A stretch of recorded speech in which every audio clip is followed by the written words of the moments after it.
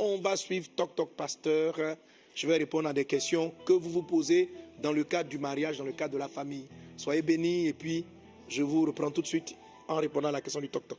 Amen. Amen. Toc Toc Pasteur. Bonjour pasteur, j'ai une préoccupation. Je suis convertie, née de nouveau depuis 2010 et depuis ma conversion, ma vie amoureuse est devenue très étrange. En effet, aucun frère ne s'approche de moi, ne me fait la cour, si ce n'est des frères d'autres dénominations religieuses ou des personnes qui ne croient tout simplement pas en Dieu. Je suis bien obligée de les repousser à cause de ma foi. Et aujourd'hui, je suis en Afrique du Sud, je sers même dans mon église locale depuis 4 ans et aucun frère, vraiment aucun frère ne s'approche de moi. Je suis perdue parce que je veux me marier, je veux vraiment me marier. Que dois-je faire? Est-ce que je devrais accepter les avances d'une personne non convertie, compter sur la grâce de Dieu et attendre qu'elle se convertisse ou je sais pas, je suis perdue. Qu'est-ce que je dois faire?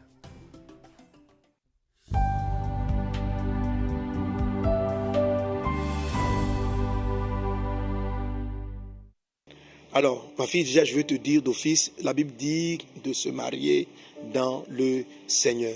Amen. De se marier dans le Seigneur. Ne vous mettez pas avec les infidèles sous un joug étranger. Si tu cèdes, si tu maries quelqu'un qui ne craint pas Dieu, tu vas avoir de sérieux problèmes. Tu vas avoir de sérieux problèmes. Ça pourra te paraître facile aujourd'hui, mais tu vas avoir de sérieux problèmes. Quelqu'un qui n'a pas Dieu comme principe, qui n'a pas la parole de Dieu comme base de valeur, vous ne pouvez pas avoir le même esprit. Ok? Elle est avec toi aujourd'hui parce qu'elle a le sentiment amoureux et non parce qu'elle a la crainte de Dieu. Et non parce qu'elle a la crainte de Dieu. Alors ce type de personne, tu vas voir que ça peut aller dès le début, mais à un moment donné, dans vos décisions d'ordre spirituel, ou si éventuellement ses sentiments changent, parce que ses sentiments peuvent facilement changer, elle va te créer de sérieux problèmes. Donc, et c'est très très très difficile lorsqu'on s'est marié avec quelqu'un sans l'amener au Seigneur avant, de pouvoir l'amener au Seigneur dans le foyer. Ça se fait, mais c'est assez compliqué. Donc déjà, il faut suivre la parole de Dieu. Amen. Si Dieu dit que tu ne marieras pas une personne qui est sous un joug étranger, c'est-à-dire qui n'a pas encore donné sa vie au Seigneur Jésus, il faut t'en tenir à la parole de Dieu. Amen. Et il faut croire que le Seigneur est capable de te donner quelqu'un dans sa maison. Amen. Ça, c'est déjà cela. Maintenant, on va aller un peu plus, comme on est dans une école prophétique. Je vais un peu approfondir ma réponse. Ok? Alors, que faut-il faire dans ce cas? Que faut-il faire dans ce cas? Je ne vois pas de frères autour de moi. Et le message que je vais donner, la formation qu'on va donner tout à l'heure, t'apportera une aide. Tu vas voir que l'amour en largeur, ce que j'appelle la largeur de l'amour, est ce qui permet aux promesses de Dieu de se réaliser dans nos vies. Ok? L'amour en largeur, c'est, je vais l'expliquer, tu vas le comprendre. Si Abraham n'avait pas manifesté de l'attention pour ces inconnus qui étaient en train de passer devant chez lui, il n'aurait pas reçu la parole qui a déclenché l'arrivée de son enfant, qui était une promesse. Ok? C'est parce que Abraham a vu ces étrangers, il les a même pressés, il a même manifesté du bien, que l'un d'entre eux a déclaré: l'année prochaine, à cette même période, ta femme aura un enfant. Pourtant, c'est une prophétie qui était là depuis longtemps, sauf qu'elle n'avait pas de date d'exécution. Mais par l'acte d'amour, d'attention que Abraham a manifesté vis-à-vis de ses inconnus, il a déclenché dans sa vie ce qui était attendu. La femme, la Sunamite, si elle ne recevait pas le prophète Élisée, en fait, elle ne savait pas que c'était un prophète. Un monsieur passait devant chez elle, elle l'a invité chez elle, elle l'invitait à manger régulièrement. Et puis un jour, elle dit à son mari, on est en 2 Rois chapitre 4, elle dit à son mari: ce monsieur qui passe là constamment, il me semble que ce soit un prophète de Dieu. Et elle lui dit: construisons-lui une chambre haute, de sorte qu'il ne s'arrête plus seulement pour manger, mais qu'il puisse passer la nuit se reposer. Et ils lui ont bâti une chambre haute. Et la fois d'après, quand Élisée est passé, elle lui a dit cela. Et dès qu'Élisée est rentré dans la chambre, il dit: mais cette femme-là, vraiment, elle manifeste une telle sollicitude pour nous, qu'est-ce qu'on peut faire pour elle? Et il appelle la femme, on lui demande: mais qu'est-ce qu'on peut faire pour toi? Elle dit: elle est au milieu de son peuple, parce qu'il lui a demandé, mais je connais bien le roi, je connais des responsables du pays, si tu as quelque chose, on peut t'aider, on peut te donner un coup de main. Elle a dit, non, moi j'ai besoin de rien, j'ai besoin de rien, ça va, je suis bien. Et puis elle est sortie. Et c'est Géasi, le serviteur de l'homme de Dieu, qui lui a dit, mais j'ai remarqué que cette femme n'a pas d'enfant. Ok? Et là maintenant, donc, il a fait rappeler et il lui dit, c'est-à-dire, vous voyez, la femme, elle a provoqué même un miracle. C'est-à-dire, elle n'était même pas prête, elle ne cherchait même pas forcément à avoir un enfant. Mais elle a amené Dieu à venir lui donner l'enfant, simplement parce qu'elle a aimé, elle a eu de l'attention, elle a eu de l'attention pour quelqu'un dont elle ignorait tout, du prophétique qu'il était.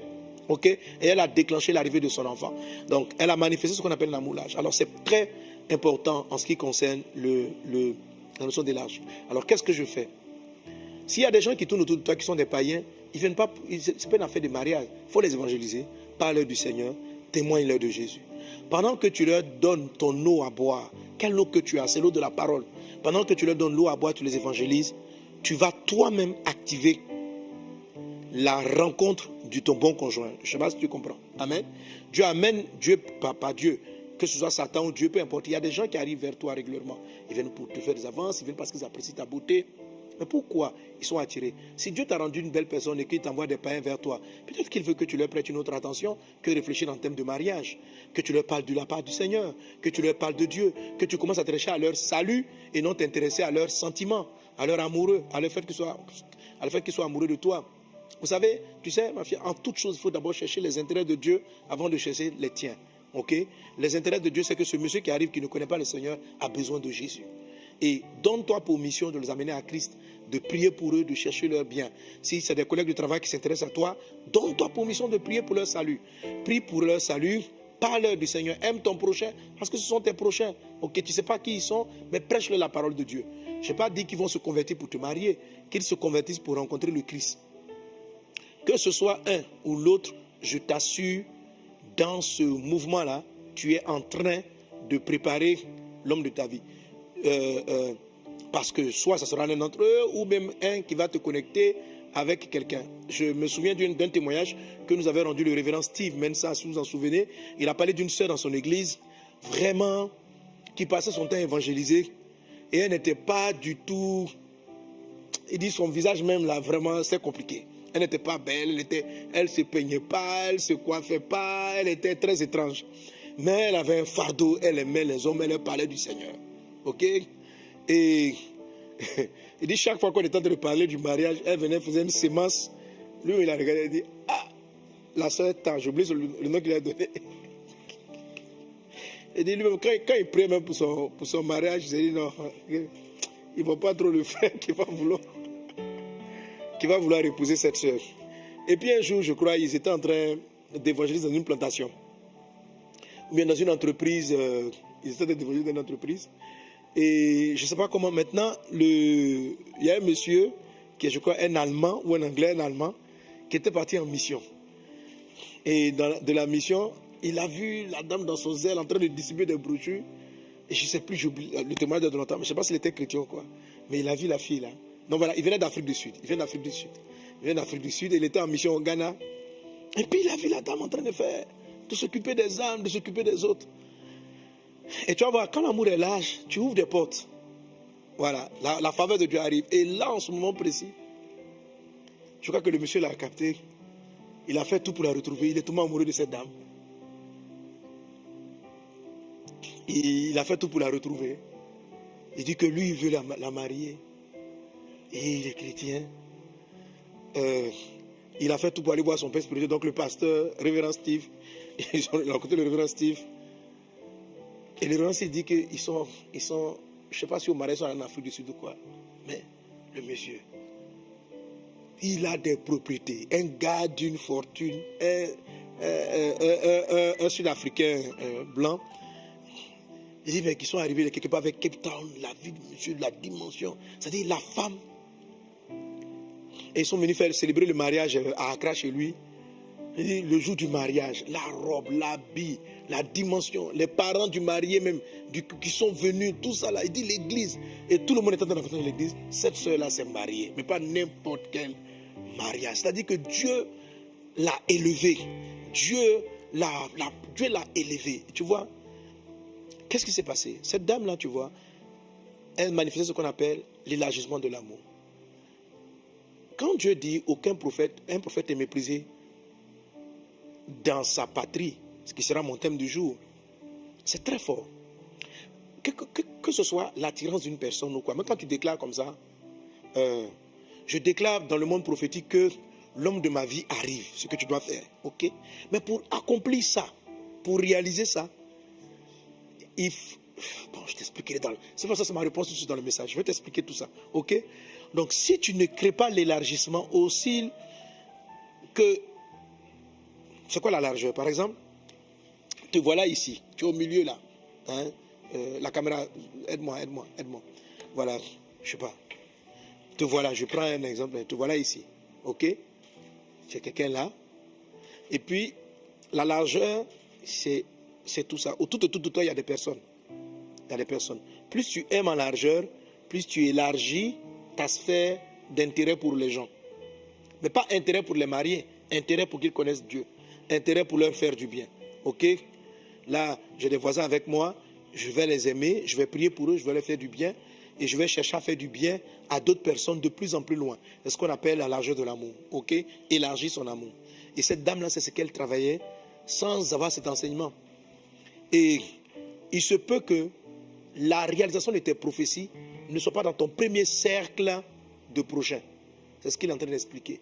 Parce que généralement, dans le premier cercle de prochains, tu n'as pas la reconnaissance. C'est-à-dire que ton don n'est pas épanoui en fait. Ton don n'est pas épanoui, mais il commence par là. C'est-à-dire que tu ne peux pas aller sur celui qui vient après le premier prochain sans passer par le premier prochain. Donc, quelquefois, quand Dieu envoie ton miracle, ça arrive chez le deuxième prochain. Mais si tu n'élargis pas ton amour pour aller saisir cela, tu ne touches pas. Dimanche, je donnais un exemple au frère en prêchant. Je dis ceci. Est-ce que, la plupart de vous me suivez, est-ce que vous avez déjà reçu une révélation sur un Azerbaïdjanais ou bien sur un Turkmène, même un Rima? Je sais que beaucoup vous allez dire un Turkmène, hein? Je sais même c'est qui. Bon, ça existe, ok? Ça existe. Mais pourquoi tu ne reçois pas de révélation sur les Turkmènes? Est-ce que Dieu n'a pas de parole pour eux? N'es-tu pas prophète? N'as-tu pas un don de révélation? Si tu prends le temps d'observer les révélations que tu reçois, tu vas te rendre compte que tu reçois des révélations pour ceux pour qui tu as un intérêt, pour ceux pour qui tu manifestes de l'attention. Ok? En dehors de ce cercle-là, tu n'as plus de révélation. En dehors de ce cercle des personnes pour qui tu as un intérêt. Donc, si j'ai un fardeau pour mon pays, si Dieu me parle, il me parlera du pays. Dieu me parle de parler d'un pays qui m'indiffère totalement. Dieu ne va pas te parler d'un pays qui t'indiffère. Ok? Et il ne va même pas te parler d'une personne qui t'indiffère. Et je donne l'exemple aux chrétiens ici en Côte d'Ivoire. Je disais, bon, par exemple, voilà, un pasteur, par exemple, qui n'évangélise que les ethnies, qui a le fardeau, qui aime son ethnie baoulée, vous pensez qu'il va recevoir des révélations sur les Hébreux? Non, il n'en recevra pas. Vous pensez que Dieu va lui donner une parole prophétique pour les Hébreux? Non, il n'en recevra pas. Vous pensez qu'il recevra une parole prophétique? Dieu ne peut pas lui parler au-delà de la sphère de son amour. Ok? Donc, Dieu va t'utiliser dans la sphère de ton amour. Et je disais cela dimanche, par rapport à des frères, on a des amis mauritaniens qui sont dans les boutiques. Mais on n'en voit pas dans nos églises. On n'en voit pas dans nos églises. Pourquoi? Parce que, mais pour nous, ils ne sont là que pour alimenter la boutique, nous donner un peu de lait, nous donner un peu de ceci à prendre. Mais dans le fond, est-ce qu'on veut leur bien? Est-ce qu'on veut qu'ils aillent au ciel? Est-ce qu'on commence à prier pour eux? Vous voyez?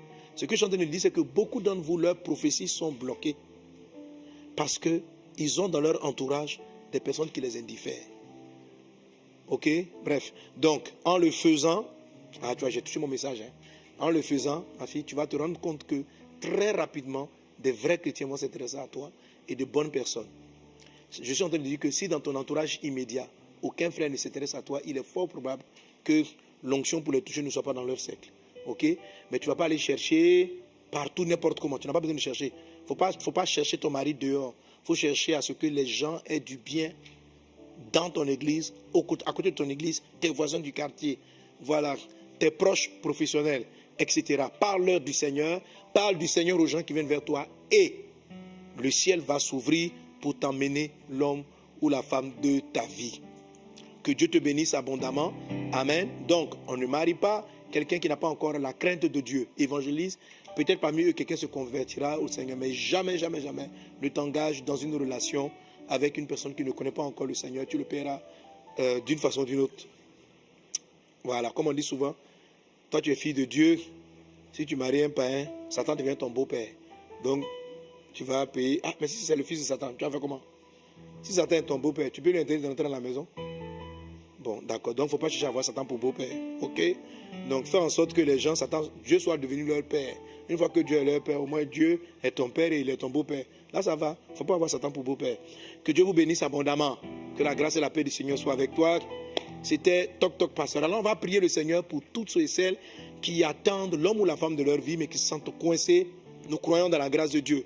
Alors si tu es concerné par ce sujet, nous croyons dans la grâce de Dieu. Que Dieu t'ouvre les yeux, Dieu ouvre ton cœur afin que tu élargisses ta sphère d'intérêt, ta sphère d'amour, ta sphère de fardeau pour les autres afin de voir la gloire de Dieu.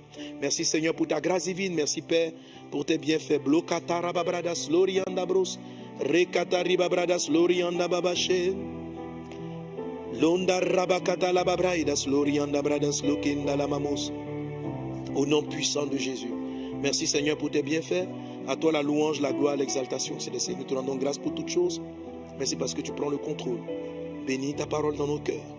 Seigneur, je prie pour tous ceux et celles qui attendent l'homme ou la femme de leur vie. Enseigne-leur te voir. Parle-leur cet esprit. Dirige-les, Seigneur Dieu, dans la bonne orientation. Mais j'ai dit aujourd'hui de s'intéresser aux autres pour leur salut, de s'intéresser aux autres pour leur conversion, de s'intéresser aux autres, Seigneur Dieu, pour leur délivrance. Et en agissant de la sorte, ils favorisaient eux-mêmes la puissance de leur prophétie et la réception des révélations et la puissance des prophéties. Père, je le prie dans le nom de Jésus, afin que cette fille et tous ceux et celles qui sont concernés par ce moment-là voient ta gloire. Je déclare dans le nom de Jésus-Christ de Nazareth que ton miracle vienne frapper à ta porte. Que dans la semaine qui vient, ton miracle vienne frapper à ta porte. Que Dieu te visite au nom de Jésus-Christ de Nazareth. Alléluia. Alléluia.